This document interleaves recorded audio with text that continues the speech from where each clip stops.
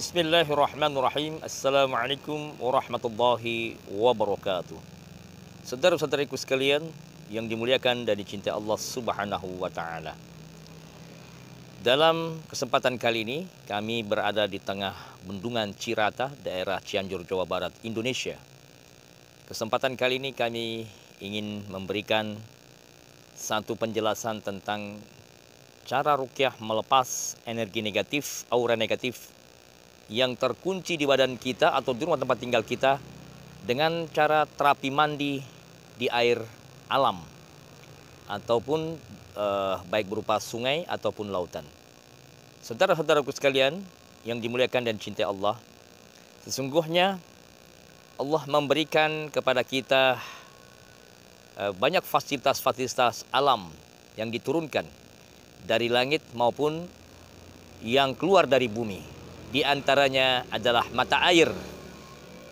Salah satu di antara yang terpenting pada saat kita melakukan terapi ruqyah mandiri adalah kita menggunakan air alami untuk melepas energi negatif, aura negatif yang berasal dari gangguan jin, sihir, santet, santau, dan sejenisnya. Bagaimana kita memanfaatkan unsur-unsur alam dari yang keluar dari alam ya, berupa air, baik itu air sungai atau air laut, mata air, sumur, atau salju dan sejenisnya. Maka saudara-saudaraku sekalian, yang pertama, bagi yang ada di sekitar tempat tinggalnya air laut atau rumahnya dekat pantai atau dekat sungai, maka mulailah kita melakukan terapi ruqyah dengan cara berendam di air laut ataupun di air sungai atau di air yang memang di situ mengalir mata air yang bisa kita mandi. Teknik atau cara yang pertama adalah kita berwudu terlebih dahulu sebagai layaknya kita ingin berwudu pada waktu sholat. Yang kedua, kita melakukan terapi mandiri dengan cara membaca surat Al-Fatihah, An-Nas, Al-Falaq, Al-Ikhlas, ditambah Al-Kafirun dan ayat kursi. Dibaca berapa kali? 3 kali, 7 kali, 11 kali boleh. Lakukan teknik ini ya, seraya mengambil air alam itu. Air yang berasal dari alam, baik air lautan, kemudian atau air sungai, atau air yang lainnya. Kita lakukan dengan cara apa? Dengan cara mengusap-ngusapkan ke wajah kita, ke kepala kita, ke tangan, tengkuk, pundak, dada, bagian depan, perut, atau sampai ke kaki kita. Ya. Yang pertama kali kita usapkan. Kemudian teknik yang kedua, kita pegang bagian tubuh kita yang sakit. Misal yang sering sakit kepala, peganglah kepala. Maka saudaraku, rendamlah kepalanya, ya, bagian yang sakit dengan air laut. Seraya saudara-saudaraku sekalian memegangnya, ya. Lalu bacalah surat Al-Fatihah 7 kali, surat Al-Ikhlas 7 kali, Al-Falaq 7 kali, An-Nas 7 kali. Oke? Lalu saudaraku, seperti kita mengusap-ngusap kepala, usapkanlah kedua tangannya di kepala yang sakit, seraya membaca surat-surat tadi. Kalau yang sering sakit pada tengkuk pundaknya, demikian lakukan halnya di tengkuk dan pundak kita. Kalau yang ada gangguan pada area wajahnya nampak ada aura negatif, maka lakukan pun teknik demikian, saudara-saudaraku sekalian.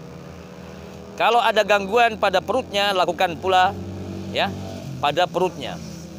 Saudara-saudaraku sekalian, ketika kita sudah melakukan teknik usapan, kemudian kita meremas-remas ataupun kita melakukan teknik-teknik usapan dengan cara membaca surat-surat tadi, maka saudara-saudara sekalian boleh lakukan membaca surat-surat tadi sebanyak-banyaknya.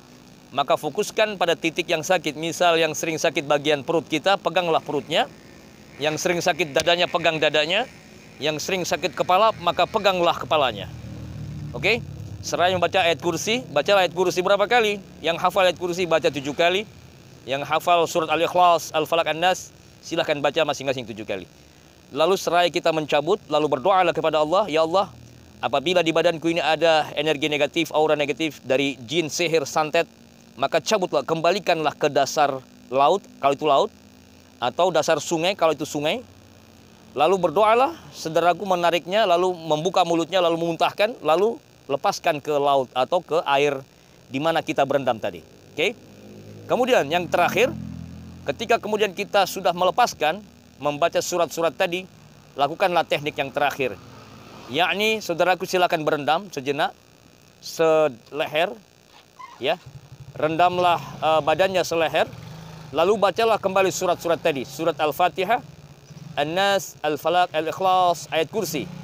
Berapa kali? Bacalah 7 kali atau 11 kali.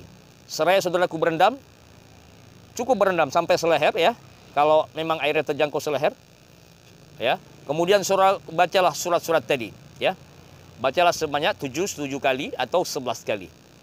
Nah, kemudian saudaraku lakukan teknik usapan lagi, lalu tarik dari bawah perutnya, lalu buka, muntahkan.